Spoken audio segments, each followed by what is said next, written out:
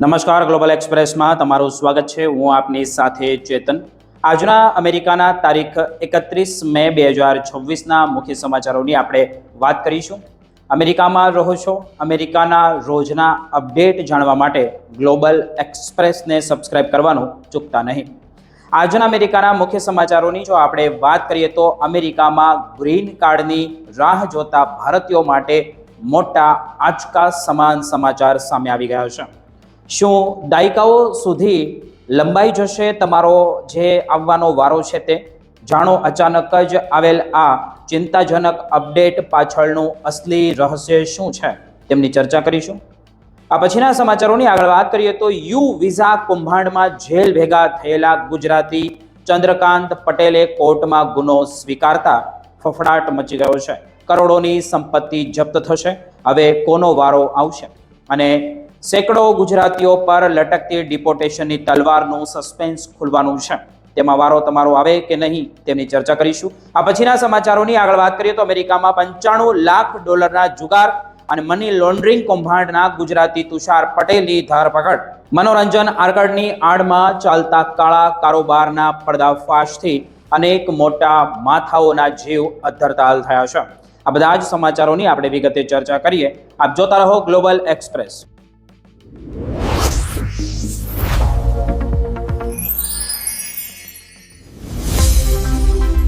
અમેરિકામાં ગ્રીન કાર્ડની રાહ જોતા હજારો ભારતીય અને ગુજરાતી માટે એક મોટું અને ચિંતાજનક અપડેટ સામે આવ્યું છે. ખાસ કરીને અમેરિકામાં કામ કરતા ભારતીય tech professionals, engineers, doctors, healthcare workers અને મેનેજમેન્ટ ક્ષેત્ર સાથે જોડાયેલા લોકો માટે આ સમાચાર ખૂબ જ મહત્વના સાબિત થઈ શકે છે. જે અમેરિકાની અંદર રહે છે, એનઆરઆઈ છે, તેની માટે EB2 ઇન્ડિયા ગ્રીન કાર્ડ કેટેગરીમાં નાણાકીય વર્ષ 2026નો સંપૂર્ણ કોટા સપ્ટેમ્બર મહિનાનો પૂર્ણ થાય તે પહેલા જ ખતમ થઈ ગયો છે, જેમના કારણે હવે 30 સપ્ટેમ્બર 2026 સુધી આ કેટેગરીમાં કોઈ નવું ગ્રીન કાર્ડ ફાઇલ અપ્રુવલ નહીં થાય. અમેરિકાના સ્ટેટ ડિપાર્ટમેન્ટે સ્પષ્ટ કહ્યું છે કે EB2 ઇન્ડિયા કેટેગરીમાં હવે નવા વિઝા નંબર્સ ઉપલબ્ધ જ નથી. એટલે કે જો કોઈ ભારતીય અરજદારનો કેસ હાલમાં અંતિમ તબક્કામાં હોય, ઇન્ટરવ્યૂ શેડ્યુલ થયેલા હોય અથવા તો એડજસ્ટમેન્ટ ઓફ સ્ટેટસની પ્રક્રિયા ચાલી રહી હોય તો પણ હાલ ફાઇનલ મંજૂરી મળી શકશે નહીં. આ સમાચાર ઘણા પરિવારો માટે નિરાશાજનક બની શકે છે, કારણ કે ઘણા લોકો વર્ષોથી ગ્રીન કાર્ડની રાહ જોઈ રહ્યા છે. હવે સૌથી મહત્વનો પ્રશ્ન તો એ છે કે આ EB2 કેટેગરી આખરે કોના માટે છે? EB2 મુખ્યત્વે એવા પ્રોફેશનલ માટેની કેટેગરી છે જેમની પાસે એડવાન્સ ડિગ્રી હોય અથવા તો જે એક્સપેક્ટેશનલ એબિલિટી એટલે કે વિશેષ કૌશલ્ય હોય. મિત્રો, મોટી સંખ્યામાં ભારતીયો H1B વિઝા હોલ્ડર્સ આ કેટેગરી હેઠળ ગ્રીન કાર્ડ માટે અરજી કરી રહ્યા હોય છે. ખાસ કરીને અમેરિકાના ટેક ઇન્ડસ્ટ્રીઝમાં કામ કરતા ભારતીયો માટે આ કેટેગરી અત્યંત મહત્વ ધરાવે છે. તો પછી કોટા એટલો વહેલો કેમ પૂરો થઈ ગયો? આ પ્રશ્ન છે. અમેરિકાની ઇમિગ્રેશન સિસ્ટમમાં દર વર્ષે રોજગાર આધારિત ગ્રીન કાર્ડની મર્યાદિત સંખ્યા ફાળવવામાં આવે છે અને દરેક દેશ માટે અલગ કન્ટ્રી કેપ લાગુ પડે છે. ભારતમાંથી અરજીઓની સંખ્યા ખૂબ વધારે હોવાથી ભારતનો હિસ્સો ઝડપીથી પૂર્ણ થઈ જાય છે. અગાઉના વર્ષોમાં અન્ય દેશોના જે બાકી રહેલા વિઝા નંબર્સ ભારતને મળતા હોવાથી થોડી રાહત મળી રહેતી હતી, પરંતુ હવે વૈશ્વિક સ્તરે માંગ વધી જતા તે શક્યતા પણ ઘટી ગઈ છે. અહીં એક મોટી ગેરસમજ દૂર કરવી ખૂબ જરૂરી છે કે જો તમારો કેસ પેન્ડિંગ છે તો તેનો અર્થ એ નથી કે તમારો કેસ રિજેક્ટ થઈ ગયો છે. સમસ્યા તમારા ડોક્યુમેન્ટ્સ કે એલિજિબિલિટીની નથી, પરંતુ વિઝા નંબરની ઉપલબ્ધતાની છે. ઇમિગ્રેશન લો ફોર્મના જણાવ્યા અનુસાર USCIS ફાઇલિંગ સ્વીકારી શકે છે અને કેટલીક પ્રક્રિયાઓ ચાલુ પણ રહી શકે છે, પરંતુ નવો વિઝા નંબર મળ્યા વગર ફાઇનલ ગ્રીન કાર્ડ અપ્રૂવ નહીં થાય. જેઓના ઇન્ટરવ્યૂ પહેલેથી શેડ્યુલ થયેલા છે તેઓ માટે પણ ખાસ સૂચના છે. USCIS ઇન્ટરવ્યૂ થઈ શકે છે અથવા તો કેસને પેન્ડિંગ રાખી શકે છે. તેથી જે ઈમેલ્સ, નોટિસ અને USCIS એકાઉન્ટના અપડેટ તેમાં સતત તમારે ચેક કરતું રહેવું ખૂબ જરૂરી બની જાય છે. કોઈ પણ નોટિસને અવગણવાની જોખમી તમારી માટે બની શકે, તે અવગણશો તો. અને એક્સપર્ટનું તો એવું પણ માનવું છે કે EB2 અને EB3 ઇન્ડિયા કેટેગરીમાં આવનારા વર્ષોમાં પણ રેટ્રોગેશન અને વિઝા અનઅવેલેબિલિટીની સ્થિતિ વારંવાર જોવા મળી શકે છે. કેટલાક અરજદારો માટે રાહ જોવાનો સમય હવે વર્ષોથી આગળ વધીને દાયકાઓ સુધી પહોંચવાની શક્યતા છે. આવી સ્થિતિમાં ગભરાવાની જરૂર નથી, પરંતુ લાંબા ગાળાની યોજના બનાવવાની જરૂર છે. તમારા ઇમિગ્રેશન ડોક્યુમેન્ટ્સ અપડેટ રાખો, એમ્પ્લોયર સાથે સંપર્ક રાખો અને યોગ્ય કાનૂની માર્ગદર્શન સાથે આગળ વધો, કારણ કે અમેરિકન ઇમિગ્રેશનનું બદલાતું ચિત્ર હવે માત્ર રાહ જોવાની નહીં, પરંતુ સમજદારીથી પ્લાનિંગ કરવાની માંગ કરે છે.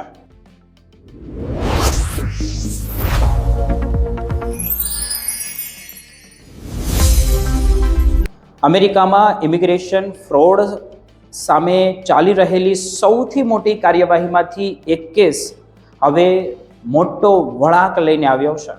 અને આ સમાચાર ખાસ કરીને અમેરિકામાં રહેતા ગુજરાતી અને ભારતીય સમુદાય માટે ચેતવણી સમાન બની રહ્યા છે. ખાસ જાણજો કે શું થયું હતું. ગુજરાતી મૂળના ચંદ્રકાંત પટેલ, જે છેલ્લા ઘણા વર્ષોથી લુઝિયાનામાં યુ વિઝા કૌભાંડ ચલાવવાના આરોપનો સામનો કરી રહ્યા હતા, તેમણે હવે પોતાના પર લાગેલા બધા જ ગંભીર આરોપોમાંથી 2 મુખ્ય ગુનાઓની કબૂલાત કરી લીધી છે. અને જે માહિતી મળી રહી છે તે અનુસાર આપણે જો વાત કરીએ તો ચંદ્રકાંત પટેલ જુલાઈ 2025થી જેલમાં બંધ છે અને 29 તારીખે ફેડરલ કોર્ટમાં તેણે વિઝા ફ્રોડનું કાવતરું, એટલે કે વિઝા ફ્રોડ અને મની લોન્ડરિંગ જેવા અનેક ગુનાઓ કર્યા હતા. જે ગુનાઓના તેણે સ્વીકારી લીધા છે, બધા જ ગુના. અને સૌથી મહત્વની બાબત તો એ છે કે તેણે સજા સામે અપીલ કરવાનો પોતાનો કાનૂની હક પણ જતો કર્યો હતો. મિત્રો, પોતાના ઇમિગ્રેશન સ્ટેટસ પર થનારી ગંભીર અસરોનો પણ સ્વીકાર કર્યો છે.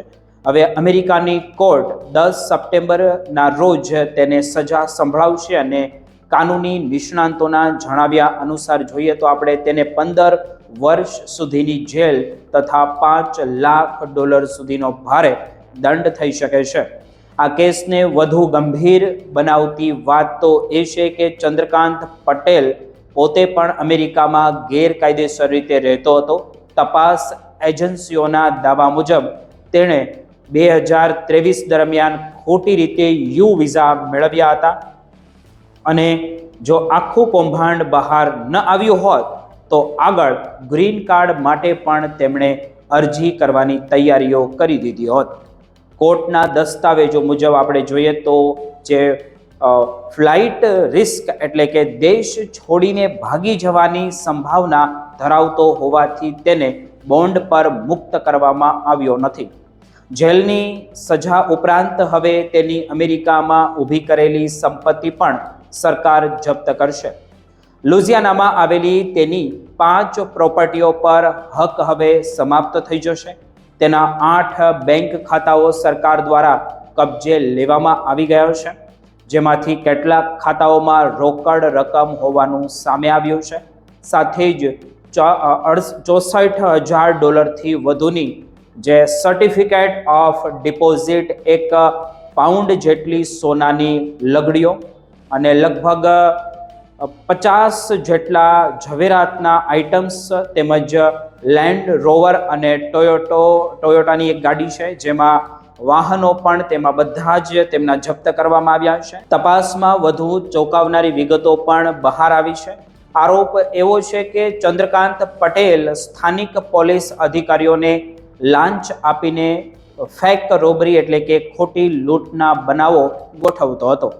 એક ખોટો પોલીસ રિપોર્ટ તૈયાર કરાવવા માટે લગભગ $5,000 ચૂકવવામાં આવતા હતા.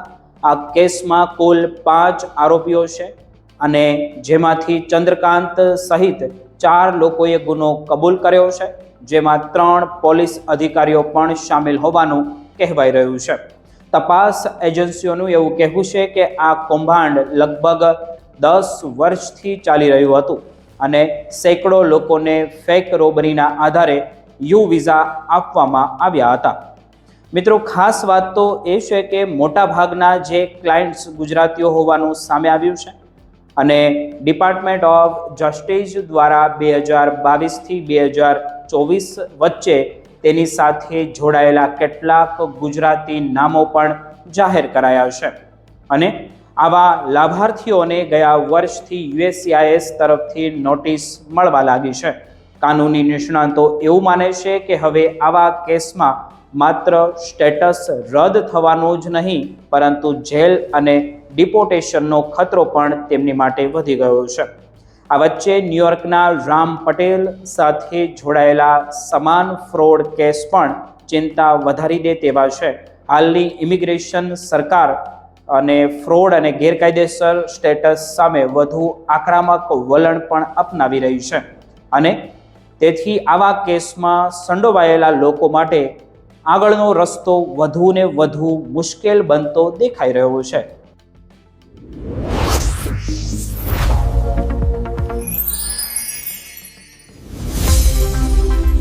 અમેરિકામાં રહેતા ભારતીયો અને ખાસ કરીને આપણા ગુજરાતી સમુદાય માટે આજે એક મોટો અને ચોંકાવનારો કાયદાકીય કેસ સામે આવી ગયો છે, જેમાં જ્યોર્જિયામાં રહેતા એક ભારતીય નાગરિકે $multi-million ગેરકાયદેસર જુગાર અને મની લોન્ડરિંગમાં કૌભાંડમાં પોતાનો ગુનો હવે તેણે સ્વીકારી લીધો છે કે આ બધું જ મેં કર્યું હતું. આ કેસ હવે અમેરિકાના ફેડરલ કાયદા અને ફ્રોડ વિરોધી કાર્યવાહી અંગે ફરી ચર્ચાનું મોટું કેન્દ્ર બની ગયો હોય તેવું લાગી રહ્યું છે. હવે આપણને જે ગ્લોબલ એક્સપ્રેસને જે માહિતી મળી છે તે અનુસાર જોઈએ તો આરોપીની ઓળખ 40 વર્ષીય તુષાર આર પટેલ તરીકે થઈ છે, જે જ્યોર્જિયામાં રહે છે. તેમણે મિઝુરીના સ્પ્રિંગફિલ્ડ સ્થિત ફેડરલ કોર્ટમાં 3 ગંભીર ફેડરલ ગુનાઓમાં પોતાની સંડોવણી સ્વીકારી લીધી છે, જેમાં વાયર ફ્રોડ કરવાની કાવતરું, ગેરકાયદેસર જુગારનો વ્યવસાય ચલાવવાનું કાવતરું અને મની લોન્ડરિંગ કરવાનું કાવતરું સામેલ છે. કોર્ટમાં થયેલી કબૂલાત પછી હવે આ સમગ્ર કેસને અમેરિકાની મોટી ફેડરલ જે એન્ફોર્સમેન્ટ કાર્યવાહી તરીકે જોવામાં આવી રહ્યો છે.